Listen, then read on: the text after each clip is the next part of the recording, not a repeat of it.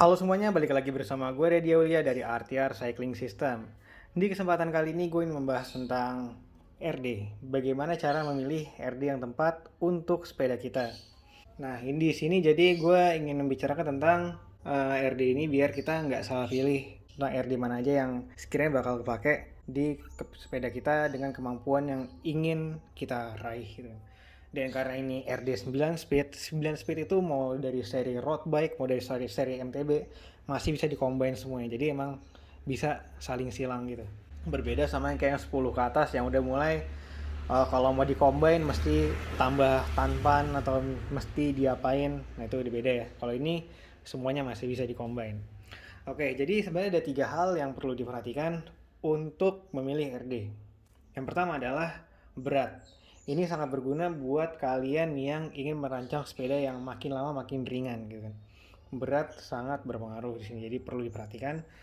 Terus maksimum low sprocket. Jadi biar kita misalkan ada yang nyari kemampuan elevasi yang lebih baik, jadi maksimum low sprocket perlu diperhatikan, terutama untuk yang mau ngehack. Biasanya tuh kalau di 9 speed hacknya sih sampai 1142. Nah, dari segi semua ini kira-kira kalau mau dihack sampai 1142 mana sih yang paling aman atau enggak, atau sekedar mau ngikutin rekomendasi dari Shimano mana sih yang paling aman? Nah, itu entah ada juga. Terus total capacity. Total capacity ini akan sangat berpengaruh sama pilihan dari crankset kita. Crankset ataupun kalau crankset udah firm mau ganti sprocket yang lebih besar lagi. Nah, seperti itu. Itu total capacity perlu dihitung karena gimana pun itu kan berpengaruh sama performa dari RD-nya sendiri. Oke, kita mulai dari beratnya. Jadi Shimano Sora ini seri road bike dan Alivio seri MTB. Kita bisa pisahin dari situ dulu ya. Kita bisa pisahin dulu. Nah, berat dari seri RB itu pasti lebih ringan daripada yang seri MTB karena seri MTB tidak mementingkan ringan-ringanan. Itu adalah kepentingan dari seri road bike. Nah, dua RD ini mau Sora yang short cage mau yang medium cage beratnya sama, yaitu 273 gram. Dan kalau yang ini Alivio M430 ini paling berat. Ini beratnya adalah 287 gram. Tapi di Alivio yang M3100 ini beratnya sudah turun jadi 276 gram. Jadi cuma beda 3 gram sama yang ini. Cuma tetap ada sedikit perbedaan yang kalau diakumulasi dengan grup set lainnya itu akan sangat berpengaruh. Jadi kita kalau ngomongin ringan-ringannya memang tidak bisa hanya satu komponen karena nggak signifikan memang. Tapi kalau diomongin satu grup set sangat signifikan. Jadi kalau mau cari ringan-ringanan pilih ini, kalau nggak nyari ringan ya udah bebas pilih yang mana aja. Terus di yang kedua maksimum low sprocket. Maksimum low sprocket itu menunjukkan ini sepeda apa? Ini part fokusnya di mana. Kalau low sprocket untuk ini maksimum 1132, yang ini 1134, ini sama 1134 dan ini 1136. Jadi kalau secara maksimal low sprocket kita tahu kemampuannya ini hanya untuk di jalanan, maksudnya untuk road bike aja. Base use untuk road bike atau apa namanya sepeda lipat, karena road bike dan sepeda lipat itu tidak membutuhkan low sprocket yang besar sepertinya 32 232 34 cukup di situ. Terus kalau yang ini ranahnya udah all terrain, hanya untuk hybrid lah istilahnya ya, hybrid. Terus kalau yang ini kemampuan elevasinya paling besar 1136T. 1136T. Nah, kalau kita bicara mau bike hacking gitu ya, kita bicara bike hacking mungkin dari yang ke 1142 ya. Jadi bike hacking di RD itu paling bisa ditingkatin ke yang maksimum low sprocketnya lebih tinggi. Orang biasanya upgrade ke 1142. Kalau 1142 sejujurnya paling aman pakai yang ini. Tapi shadow-nya aja diganti. Shadow diganti yang panjangan nih. Kalian bisa beli merek Sturmer nih. Ini kan lebih panjang. Insya Allah kalau udah ganti ini lebih lebih bisa menjangkau lah yang 1142 nya. Cuman kalau misalkan tidak diganti mungkin bisa aja, cuman resiko adalah performanya akan makin seret, akan kasar gitu, perpindahan gigi akan kasar, tiba-tiba kerak gitu kalau tiap mau ganti-ganti seperti itu. Tapi kalau mau bicara aman-amanan upgrade buat mencapai elevasi ini paling aman. Nah, tapi kan sering ada juga yang nanya Kalau gue pakai Sora ini mau di Kompas 1142 bisa atau enggak? Jawabannya adalah bisa, cuman gini, uh, ini harga semua hampir sama, kisarannya 380 sampai 400. Nah, jadi kalau mau saling upgrade tapi ranahnya masih bisa dijangkau sama sama yang lain, lebih baik jual yang ini beli yang ini. Nah, lanjut ke total capacity. Jadi total capacity ini kaitannya akan ke pemilihan crankset. Jadi apakah bisa dipakai di triple chainring? Triple chainring sih paling masalah. Kalau double chainring rata-rata semua bisa ya. Double chainring, single chainring rata-rata semua bisa.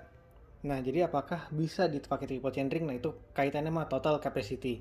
Nah, cara ngitung total capacity itu seperti apa? Jadi total capacity itu bisa dihitung dengan cara menghitung antara selisih dari chainring terbesar dan terkecil ditambah selisih dari choke sprocket terbesar dan terkecil. Nah, itu hasilnya akan didapat, nanti hitung sendiri aja. Untuk detail akan kita bahas di video selanjutnya yang kita akan analisa sebuah group set apakah ini sudah sesuai atau belum secara spek gitu kan. Nah, kalau mau tahu ini adalah total capacity 37T, ini total capacity 43T, ini 45, dan ini 45T juga. Jadi ini sama, ini berbeda. Nah, dari angka-angka itu gue udah ngitung, jadi kesimpulannya adalah ini bisa dipakai di single dan double chainring. Jadi tidak disarankan untuk triple, bukan nggak bisa. Kalau yang ini lainnya semua bisa dipakai mulai dari single, double ataupun triple chainring. Nah, tapi ini karena ada perbedaan sedikit, ini 43T, ini 45T. Kemampuan elevasinya akan lebih bagus di sini karena bisa menjangkau rasio-rasio kombinasi seperti 44, 32T itu bisa dijangkau di sini. Terutama kalau pakai sprocket rasio sprocket yang gede itu bisa dijangkau di sini 44, 32, 22T itu juga bisa di sini lebih menjangkau lah, walaupun kalau dihitung nanti kalian hitung tuh akan kelebihan sedikit, cuman kelebihannya lebih mendekati di sini daripada di sini seperti itu. Jadi kemampuan elevasinya untuk grup set MTB ini RD lebih bagus, sedangkan kemampuan elevasi yang ini lebih kurang, tapi untuk kecepatan bagusan di sini karena sebenarnya ada minimum low sprocket juga, dan untuk minimum tentu saja minimumnya ini lebih rendah. Ini dari atas ke bawah makin rendah, cuma memang minimum low sprocket ini jarang nggak terlalu baik diperhatikan. Jadi kita hanya perlu mengetahui dari maksimum low sprocketnya aja bisa seperti apa kemampuan seperti itu. Ya udah, jadi kalau kita simpulin, ini RD ini enak buat di sepeda-sepeda macam sepeda lipat, road bike yang sprocketnya kecil-kecil dan chainring single atau double pakai ini. Kalau ini dua ini sudah bisa ke ranah kita bilangnya all terrain mungkin ya, ranah campur lah, ranah hybrid itu udah bisa di sini. Jadi buat kecepatan oke, buat elevasi juga masih ada kemampuannya. Terus yang ini memang fokusnya di elevasi. Jadi kalau misalkan kalian 9 speed, kalian silahkan putuskan mau beli RD yang mana, sesuaikan dengan kemampuan medan yang ingin dilalui, dan sebisa mungkin tidak melakukan bikehacking karena sebenarnya udah disediain nih kemampuan sesuai dengan kemampuan masing-masing. Jadi, dan kalaupun mau bikehacking, ini biasanya di upgrade sampai 1142 bisa diganti dulu shadownya pakai ini, bisa diganti seperti ini untuk memperkecil kemungkinan pergantian gigi yang kasar seperti dan memperlebar kemampuan low sprocketnya. Ya udah, semoga berguna.